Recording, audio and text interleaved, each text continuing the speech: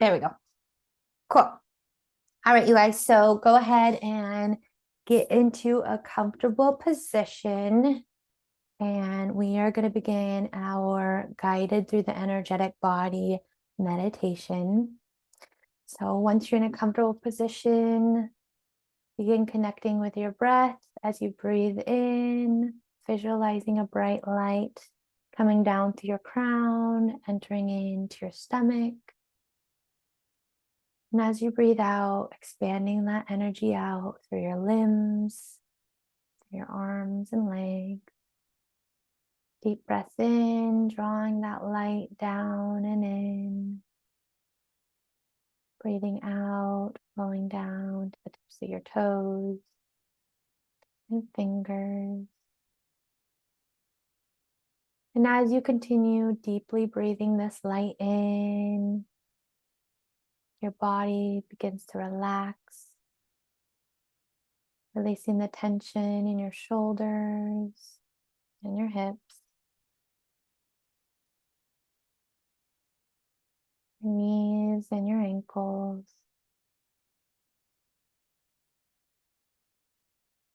your jaw,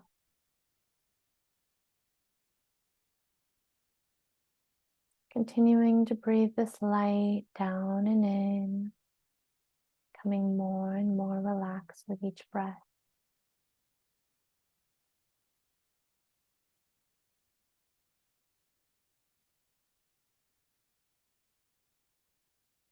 Just taking a moment to set the intentions at this time. Deeply surrender and allow yourself to see and understand whatever is needed for you right here, right now. One last deep breath, releasing all tension. Allowing your breath to return back to its natural rhythm.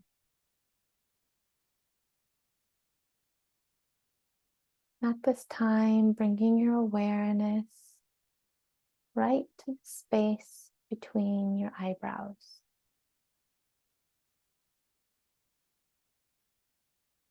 Once your attention is focused there, allowing it to be brought down all the way to the bottom of your spine, where you notice the bright red chakra. And as you breathe, you notice this bright red root chakra begin to spin, spinning like a disc. And as it spins, it begins spinning wider and wider, opening up. Continuing to spin out till it reaches the edges of this room in which you sit.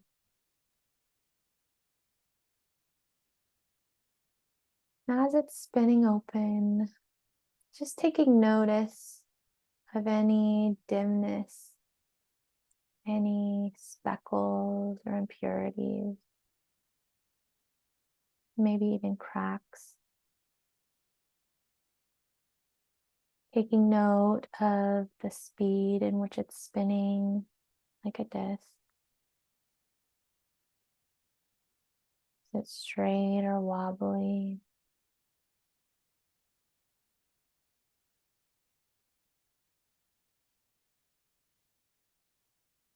And as it continues to spin, allowing any of those impurities or dimness to begin spinning off of it, simply letting it go and letting it fluff off until it returns to its natural bright red state.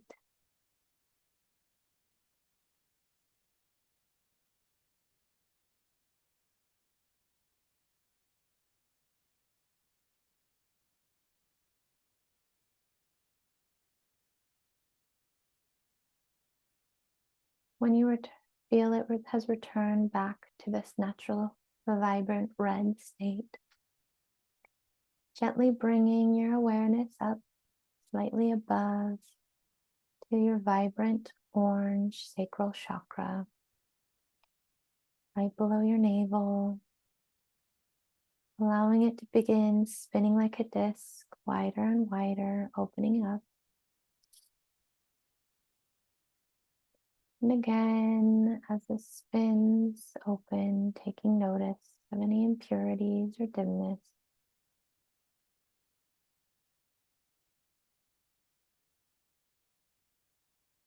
Any cracks? What's the speed?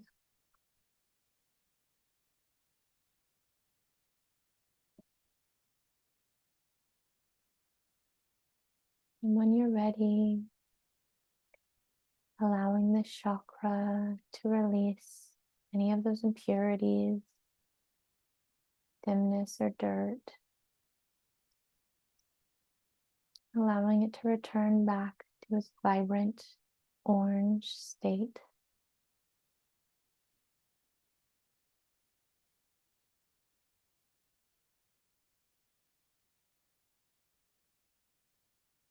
Coming up to the solar plexus,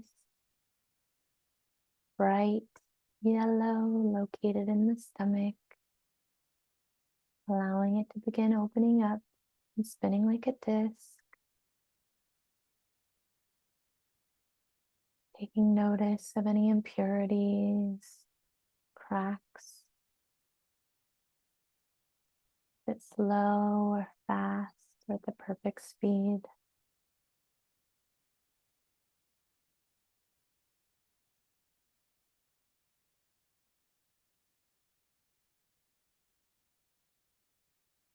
And on your next breath in, allowing any of those impurities or dimness to fluff away, turning it back to its natural bright yellow state.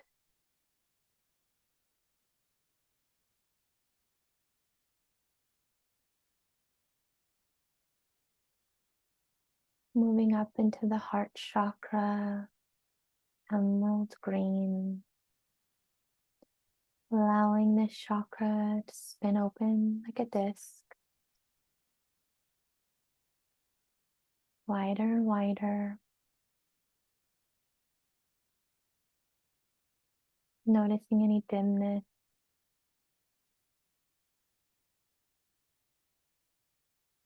noticing if you feel any physical sensations or awareness.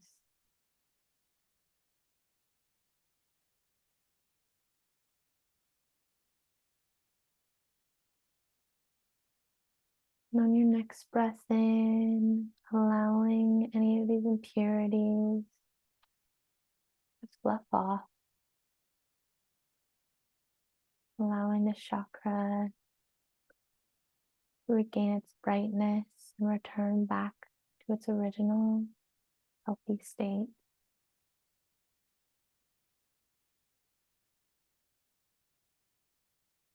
Gently moving up into the throat chakra, it's emerald blue, allowing it to spin open like a disc, wider and wider,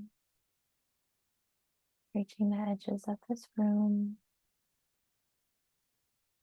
Noticing any physical sensations, impurities. You watch the chakra spin.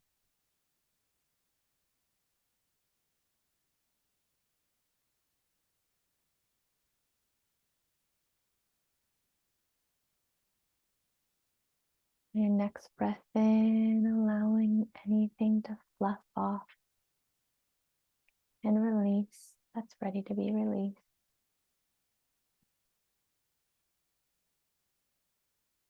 Allowing it to return back to its natural state.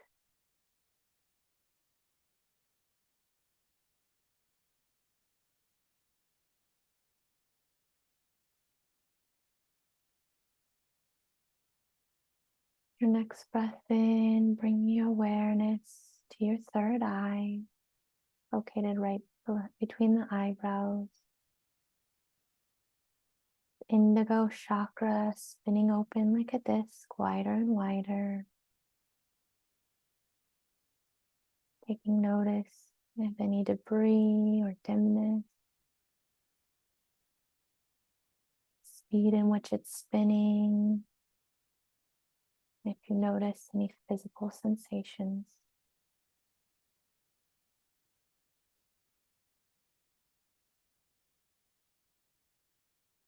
And on your next breath in, allowing whatever needs to be released at this time to be released.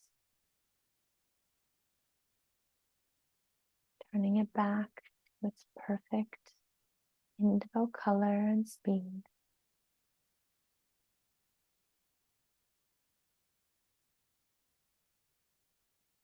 Moving up into the crown chakra, this bright white light. And allowing this chakra to begin opening up, spinning wider and wider.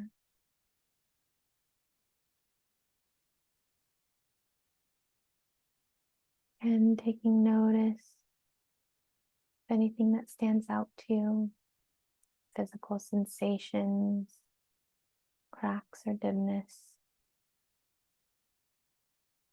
Spinning wider and wider.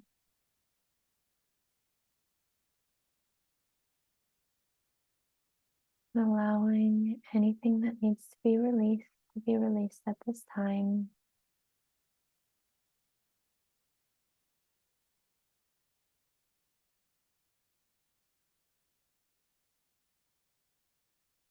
When you feel this chakra has returned back to its natural, vibrant state, allowing that energy of the crown to flow down, down, down through all the other chakras, flowing down through the physical vessel and around the auric field.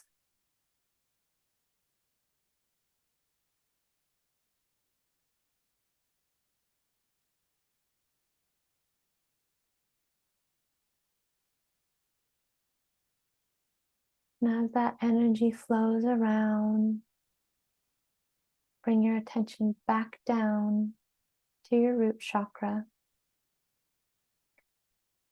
where I want you to visualize a root growing at the tip of your tailbone, flowing down to the earth, the ground beneath your feet, breaking through that dirt and going further down through the dirt, through the ground, flowing further and further and down through the crust, all the way down to the center of the earth, all the way down to the heart of Gaia. Once you've reached that center point, I want to visualize that cord wrapping around a rock, center of the earth, securing yourself, becoming deeply grounded, safe, and secure within your energetic body, the reality in which you live, the space in which you are held at this time, safe and secure. And really lean into that comfort and that sensation of feeling safe and feeling secure, feeling grounded, perhaps even affirming to yourself, I am deeply held, I am deeply grounded, I am held, I am safe.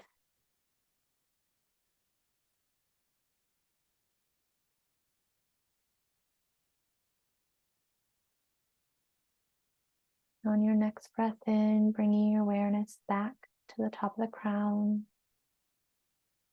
that bright, light, crystalline chakra, and allowing it to spin back in, closing that chakra back up, to its appropriate shape and size.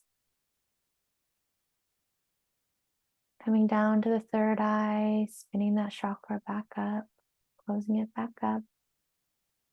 And if you so choose, allowing it to stay open a little bit. Down to the throat chakra, allowing that to spin back up, closing it back up. Down into the heart chakra, allowing that to spin back up.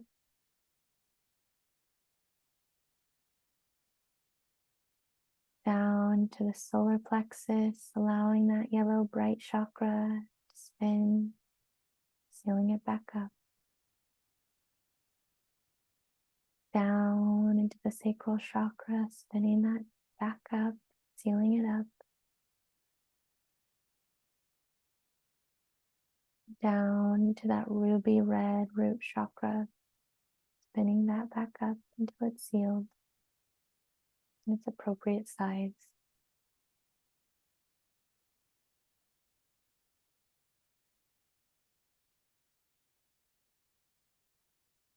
On your next breath in, again, returning gently back to your physical vessel.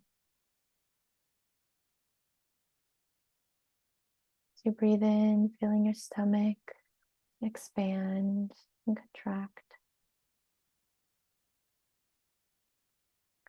Allowing your fingers and your toes to wiggle.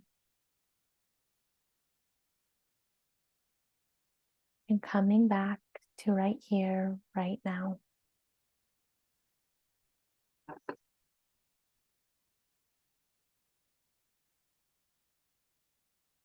When you're ready, you can join me.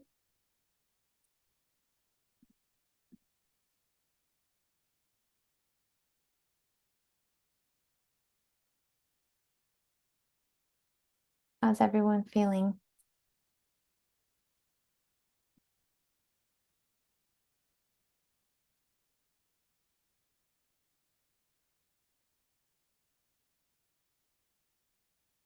Is everyone back with me?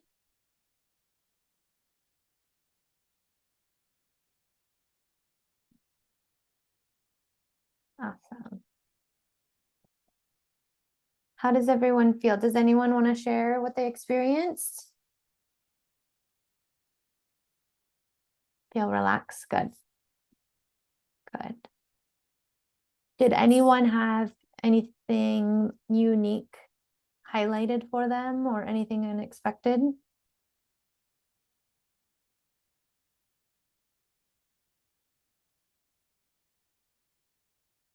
No? Okay. Well, so please take a couple of minutes to write down what was brought to your attention. If you noticed any uniqueness to the chakras, was there any dimness, debris? Did the chakra itself look wobbly or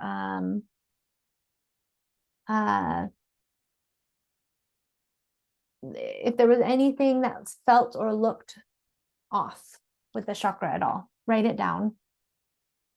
And if there was anything you like emotionally felt with it or anything particular that maybe like intuitively came to mind as you were analyzing it, write it down.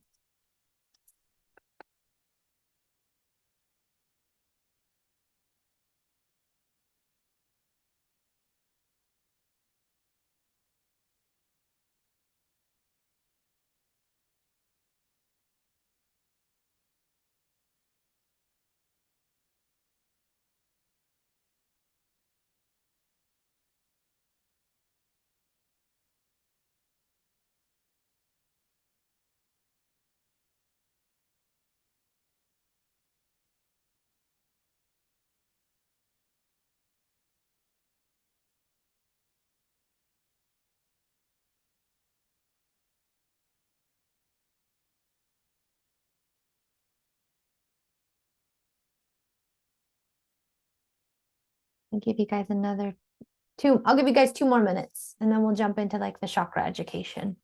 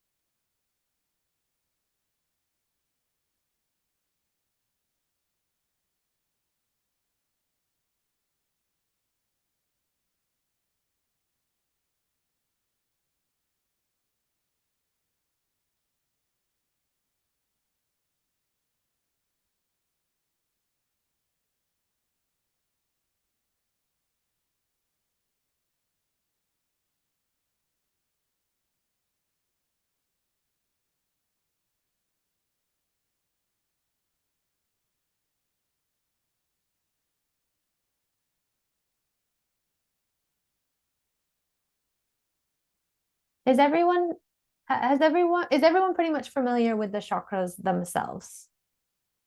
Generally speaking. Okay. Um, does everyone know that there's actually two cylinders that go into each chakra? And the back cylinders, so if you were to look at someone from the side, they have essentially a cylinder that narrows into the chakra from the back, and then it narrows back out and expands from the front. And essentially, what takes place in the influence of our chakras is we absorb from behind, like the things we experience in life, the things that we are said, or actions that are taken towards us. We absorb that through the back, and then we essentially like relay the energy of those chakras out of the front cylinder, if that makes sense.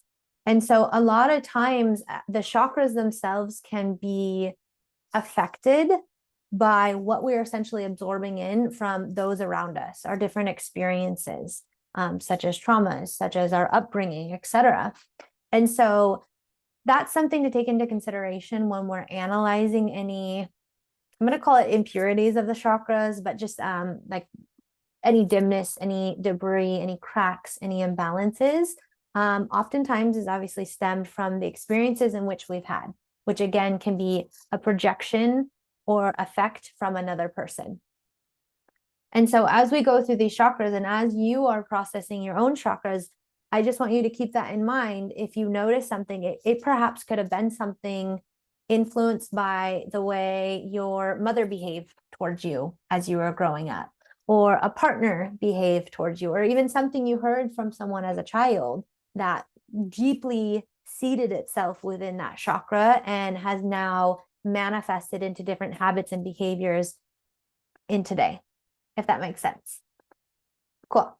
So we'll begin with the root chakra, located. And if you guys have any questions, just go like this in your screen and I'm happy to address it as we go as well, okay? So the root chakra located at the base of the spine. This chakra truly governs our safety, our security, our financial ability. It also influences our like instinctual self, if that makes sense. So our fight or flight, our need to control, or our inability to take control. And so if that particular chakra has dimness or is maybe off balance, off beat, it can really be a witness in, again, our financial aspects in life. We may experience anger or control issues if there's an imbalance, or even anxiety and worry. So the opposite, right? Because chakras can go, they can be overactive or underactive or simply just blocked. There's also a physical manifestation that can present itself when particular blockages are left unaddressed for long periods of time within that particular region of the body. So a physical manifestation of a blockage within that chakra could be perhaps you have lower back issues, hip issues. So that's something to keep in mind if maybe you felt physically some sensations or you notice those physical manifestations in your day-to-day life. An overactive root chakra, again, could be controlling aggressive behavior, someone that tends to be more cynical or power possessive. And someone who has a balanced chakra feels that security in self. And when you feel secure in yourself, you're able to feel more secure within your reality, right? Secure in life. Any questions with that chakra? No? Okay. I just want to make sure. Do I have the text box? Oop, where do you guys go? Oh no. Uh-oh. Okay, sorry, my screen just went crazy. Okay, moving down to the sacral chakra.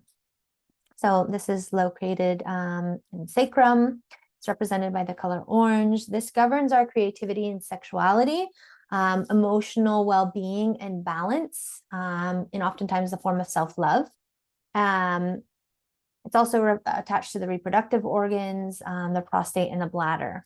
This chakra, I just know in my own experience and work, I've noticed a lot of our self-worth is stemmed from our self-worthiness. And so for anyone that may have had situations in their upbringing where they were made to feel lesser than or insignificant, you probably would notice not only that habitualizing in life, but a dimness or a bogginess to that particular chakra. So someone who has a blocked sacral chakra may have intimacy issues and a lack of creativity. They also tend to not feel that confidence to go after the things they truly aspire for or feel capable of doing things they really yearn to do. So it's almost as if they'll downplay themselves if that particular chakra is blocked or underactive. An overactive sacral would be exampled by someone who's emotionally unstable. They can also be emotionally manipulative, and can also exhibit different hip issues or again the reproductive organs. A balanced sacral would be someone that's passionate and creative and optimistic, as well as open and willing. Moving down into the solar plexus, this is located within the stomach region, right below the sternum. It's the color yellow and also referred to as the earth eye or the gut instinct. Any of us who work in intuition would know, like, that's the first red flag or marker for us when we're navigating this life is what's our gut telling us. And I think all of us have heard that saying, listen to your gut. I know I heard it like a trillion times from my mother growing up. Always listen to your gut. So that's the solar plexus, and that governs our intuition and our internal navigation. It's attached to the pancreas, the liver, and the stomach. When someone has a blocked sacral chakra or dim sacral chakra, they may have low self-esteem issues. They may feel have inferiority complexes or feel less than. I also noticed just in my work as an energy healer and as a psychic medium, people that work in energy or psychicness tend to channel a lot of their insight out of this particular chakra. And so when this chakra is neglected as someone who does psychic or energy work, it becomes extremely congested. And so for those of you, if you already do energy work, I encourage you to pay special close attention to that particularly, and making sure that you're not holding on to things during readings or working with people that doesn't belong to you. Okay. Again, that's the stomach region. So it's going to govern our digestion and our stomach issues, which is why I was asking if anyone else had stomach issues the last couple of weeks, given like all the astrological stuff. If it's overactive, someone can be really critical and again, power hungry. And when it's balanced, that chakra would exude confidence, personal power, have a good self-image. So that again, that self-confidence, that self-image, and obviously be able to make decisions that are in alignment for themselves. When that chakra is healthy, it makes it easier to physically and intuitively stay tuned into our gut instinct, our intuition. All right, moving up into the heart chakra located in the chest cavity or the heart, represented by the color green. This governs our ability to exuberate compassion, empathy, projection of love. It's also a direct reflection of the sacral. So in a lot of ways, the love we are able to give ourselves, we're able to turn around and reflect that off to others, right? It's attached to the physical heart, the circulatory system, and the lungs. And when this chakra is in balance, someone can be incredibly guarded, emotionally guarded. They may lack empathy. They also may exuberate trust issues or a low tolerance for others. When it's overactive, it can manifest in jealousy issues, codependency, self-sacrificing, or overcompensation. This particular chakra, I notice when it comes to those overcompensating themselves, which can vary from degree to degree. And I would say more so for women, because a lot of us are the caregivers, just naturally, instinctively, we can hold a lot of emotional suppression here because we are unadherently overcompensating ourselves, giving ourselves away too freely. And I'm not saying that that's necessarily a bad thing as a woman or as a mother, but it is something to be really mindful of, as are we overcompensating ourselves without having that reciprocation and where we're putting that where it belongs? Does that make sense? I always say to those who have experienced the chakra being overactive or underactive or blocked, that compassion is not defined by overcompensation.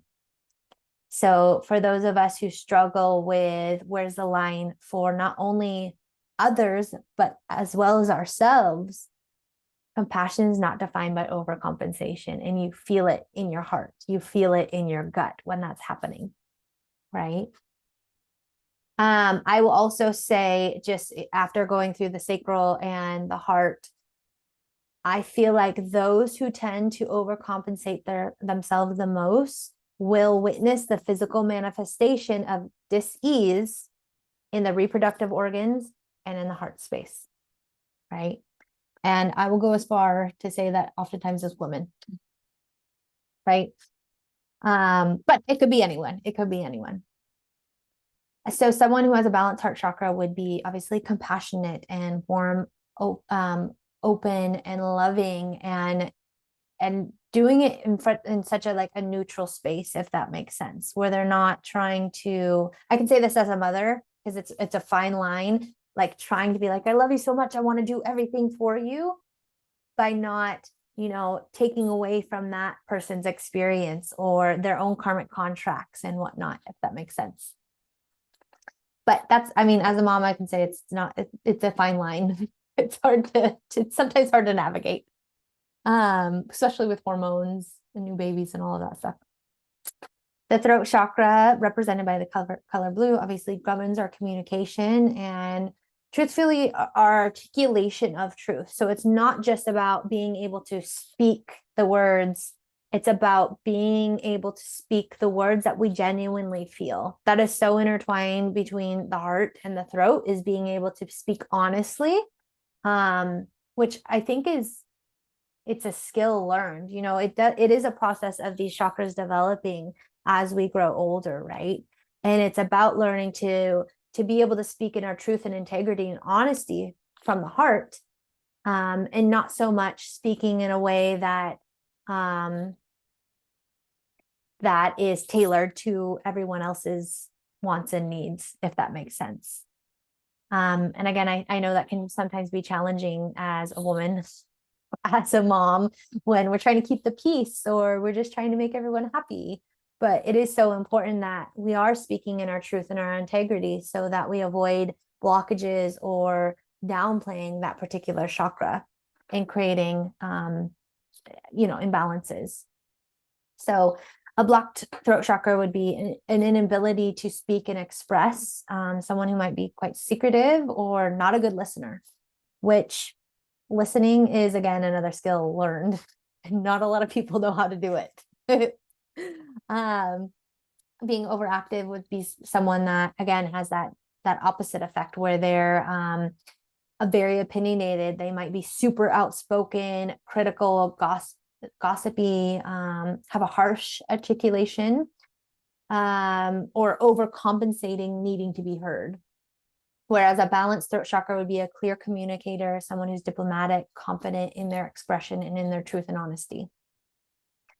The third eye chakra, located between the brows, represented by the color purple, indigo. This is not only governing the mental body in so many ways, but also our psychic abilities. Most often recognized as the psychic abilities, but it also is representative of the mental body. our mental state. This is where we receive divine wisdom and the ability to perceive clearly truth. Attached to this particular chakra is the pituitary gland, the sinuses, and the ears. That's oftentimes why people who are experiencing high vibrational experiences or psychic manifestation may have ringing in their ears.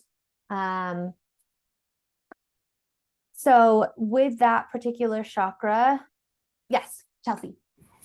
Could that be like pulsating? Because I've been getting like these really weird, like, I'll just get these like feels like my head's like moving or something. Totally. Yes, totally. You also might feel if that particular chakra, I call it third eye halo feels like foggy or congested, you might have headaches, you might have dizziness, you might have a racing mind, the mental body working extra. And so typically when this, I feel like is most often needing to be balanced by the root. So if the root is off balance, this chakra is inevitably going to be off balance. So every chakra obviously plays off of each other, but I'm just speaking from experience when I say this, that the expansion of our third eye chakra, which a lot of us try to tap into or focus on when we are leading our spiritual journeys, right? Has got to be balanced by the root. And the metaphor I always give for this is essentially we are a tree, like the tree of life. The tree knows better than to grow out this way than it is deeply rooted into the ground, because it can be easily toppled by nature, by the spiritual forces, by natural weather changes and patterns. And so something that I think is so, so vital for those of us who are exploring our psychic abilities, or tend to have more of an active mental body, is being very diligent and steadfast in grounding your energy down, making sure that your root chakra is so solidly grounded and rooted so that this can be supported as it expands and grows. Because when it is not supported, then we become energetically top heavy. So it's as if we are now an upside down triangle, and an upside down triangle can topple over at any point. Whereas a sturdy right side up triangle that is deeply grounded is not going anywhere, right? And that is something I have noticed as well in my experiences, that people that want to fixate on the third eye, that haven't taken the time to be disciplined and really work on the self and the lower chakras, can oftentimes have that halo be expanded too much, where it's not supported or congested, or it's not open enough. And like when that chakra as well is blocked or overactive, I should say, and you are starting to really tap into maybe more of the mediumistic capacities, that oftentimes will lead to someone misinterpreting information and kind of leaning more into the fear base of it, because their root themselves is so in that instinctive mode, and it's not grounded, it's not safe, it's not secure. Any questions with that? No? Okay. No, that's so when that chakra is blocked, obviously there's a lack of focus or little imagination. They cannot see past the 3D or the physical realm. When it's overactive, it can lead to nightmares, delusion, hallucinations, someone who is like mentally obsessed over something, or can simply be overwhelmed in their psychic senses because it's overactive and it's not balanced, or it's not supported by that root. And someone who has that chakra balance obviously has clear thoughts and visions, and if they so choose to, can tap into that, those higher intuitive and psychic capabilities. And last but not least, but not last, because we actually have so many more chakras, but we're just going to do the main 7 of the physical body, is the crown chakra, located in obviously the top of our crown, represented by the color white, or sometimes indigo, or violet, governing our connection to our higher self, our higher consciousness, the collective consciousness, source, God, great spirit, whomever you are connected to. And this is essentially the entering point into our nervous system when we are channeling, when we are working with spirit, when we are working in the collective, the Akashic records, all of that. That is the center point in which that energetic messages come into our psychic capacity to be interpreted through our nervous system. When this is blocked, someone can feel disconnected, isolated. Depression can definitely be an aspect of that. They may have learning difficulties, head congestions. They may have a weak faith or anger towards the divine or higher power. When this particular chakra is overactive, someone can become dogmatic, judgmental, perhaps have spiritual addictions. And when it's balanced, someone has that innate trust, that strong faith and connection with whomever it is they are connected to, that immense universal love, tend to have higher emotional intelligence, wisdom and understanding, and that knowing. And so I hope in reviewing this, in what you recognized as you were going through your own energetic body, it might give highlight or maybe open the door a little bit more to where you need to delve a little bit deeper and navigate. As I mentioned before at the beginning of this, we absorb into our chakras as well as express through our chakras. So when we talk about a dimness or a crack or a bogginess or an imbalance of any sort, it can oftentimes be related to an experience or a trauma that we've experienced in our lifetime. And it's through that navigation of truly like opening it up and reflecting it, can we come to acceptance and release or integration. So I hope not only the meditation maybe brought you some groundedness during this, all the astrological stuff that's happening, but truthfully more of a bigger view or bird's eye view as to what you may be needing to work through now, moving through all this astrological energy, especially the next 2 weeks. Okay. All right, I'm going to pause this. Stop recording. There we go. Stop.